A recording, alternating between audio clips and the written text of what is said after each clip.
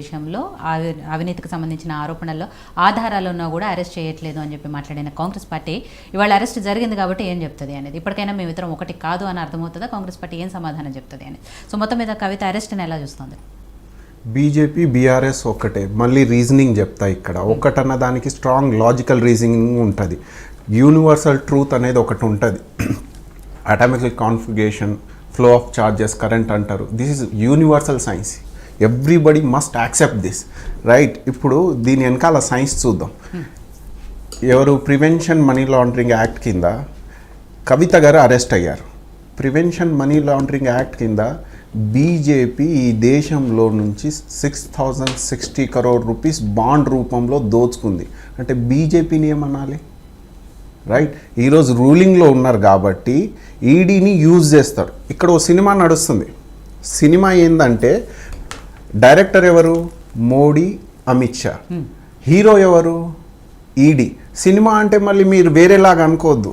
Kashmir file నుంచి Razakar file వచ్చింది చూసారా ఎలక్షన్ ముందు, ఆ సినిమా కాదు. ఈ సినిమా మోడీ, అమిత్ షా హీరో ఈడీని పెట్టి నడిపిస్తున్నారు. ఇందులో ఏంటంటే reasoning, future gaming and hotel services అన్న ఓ సంస్థ పైన 2022లో వీళ్ళు రేడ్ చేశారు. రేడ్ చేసి 400 కోట్లు బ్యాంక్ జప్తు చేశారు. ఏది? ప్రివెన్షన్ ఆఫ్ మనీ లాండరింగ్ కేసులో కోల్కతాలో, on record. I'm telling on you, this is in media. 2023 అంటే అయిన 1 year తర్వాత సేమ్ గేమింగ్ కంపెనీని ఫ్రీ చేస్తారు. సేమ్ గేమింగ్ కంపెనీ ఈరోజు బీజేపీకి బాండ్ రూపంలో ఎంత ఇస్తుంది తెలుసా? దగ్గర 2000 కోట్లు. అంటే మనీ ఎక్స్టార్షన్ ఎవరు చేస్తున్నారు? ప్రివెన్షన్ ఆఫ్ మనీ లాండరింగ్ యాక్ట్ని మిస్యూజ్ చేసేది ఎవరు? బీజేపీయా కాదా? ఈ దేశ ప్రజలు తెలుసుకోవాల్సిన అవసరం ఉంది. ఈరోజు కవిత గారి అరెస్ట్ తెలంగాణ రాష్ట్రంలో ఎలక్షన్ ముందు ఎందుకు అరెస్ట్ చేయట్లేదన్న క్వశ్చన్ ఉంది కదా. ఇక్కడ మిత్రుబృందాన్ని జైల్లో పెడితే ఎంపీ ఎలక్షన్లో మనకి ఎడ్జ్ ఉంటుందన్న గేమ్ ఆడుతున్నారు. మళ్ళీ ఇదో కొత్త సినిమా, రైట్? ఒకవేళ కవిత గారు prevention of money laundering act కింద అరెస్ట్ వారెంట్ వచ్చి ఉంటే, prevention of money laundering act కింద బీజేపీ ఈరోజు approximately 50% of the bond share which is equal to 6060 crore is bond రూపంలో ఎక్స్టార్ట్ చేసింది డిఫరెంట్ కంపెనీస్ దగ్గర నుంచి, ఆర్గనైజేషన్, ఇండివిజువల్స్ దగ్గర. అంటే మిస్యూజ్ ఎవరు చేస్తున్నారు? ఈడీ చట్టాలని. ఇదే బీజేపీ కాదా? అంటే ఇక్కడ టెక్నికల్ థింగ్ నేను చెప్తున్నాను. సరే, టైమింగ్ ఏంది? ఈడీ టైమింగ్ ఏంది కవిత గారికి అరెస్ట్ చేయడానికి? ఇప్పుడే రీజన్ ఏంది? ఎందుకంటే అక్కడ నేషనల్ లెవెల్లో బాండ్ స్కామ్ జరిగింది. చెప్పనీక సీనా అన్నారు చూడండి.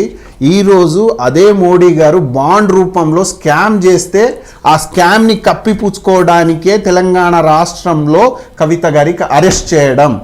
మీరు టైమింగ్ చూడండి. కోఆపరేటివ్నెస్ అంటారు ఇక్కడ, రైట్? ఇప్పుడు ఇక్కడ స్టేట్లో ఉన్న పార్టీ కూడా తక్కువ కాదండి. నేషనల్లో అధికంగా బాండ్లు కొన్న కంపెనీలో ఒక కంపెనీ ఏది? Mega construction company, same Kaleshwaram కట్టిన కంపెనీ, రైట్? మీరు చూడండి, ఎల్ఎన్టీ కూడా ఉంది, సేమ్ కంపెనీ ఉంది ఎల్ఎన్టీ, రైట్? బాండ్ రూపంలో. ఇంకో లాజిక్ ఇక్కడ, ఎక్స్ట్రాడినరీ లాజిక్ ఇక్కడ. ఇంకో విషయం ఏంటంటే, సెకండ్ రీజనల్ హైయెస్ట్ ఫండింగ్లో ఆఫ్టర్ తృణమూల్ కాంగ్రెస్ బీఆర్ఎస్ పార్టీ ఉంది. బాండ్ రూపంలో సొమ్ము కూడబెట్టుకున్నారు బీజేపీ, బీఆర్ఎస్. ఈ స్కామ్ని బయటికి రానియకుండా కవిత గారి అరెస్ట్ అన్న కొత్త నాటకానికి తెరదీశారు వీళ్ళు.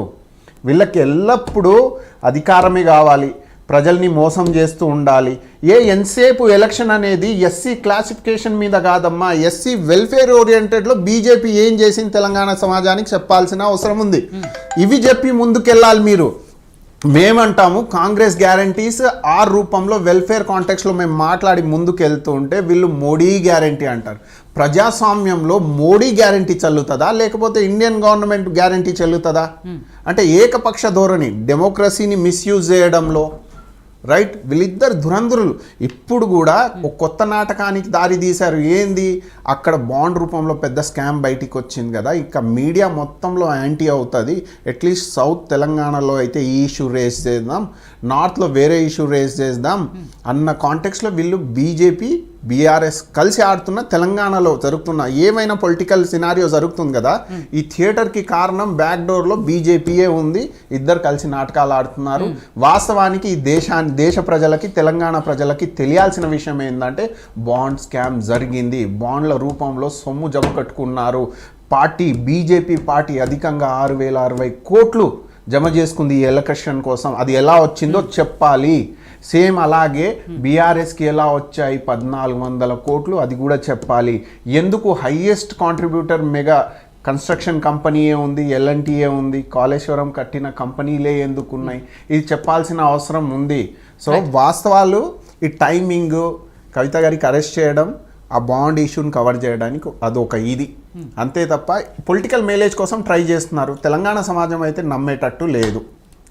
కోటేశ్వరరావు గారు, కవిత అరెస్ట్ని మీరే విధంగా విశ్లేషిస్తారు? ఎందుకంటే చాలాసార్లు మనం కూడా మాట్లాడుకున్న సందర్భం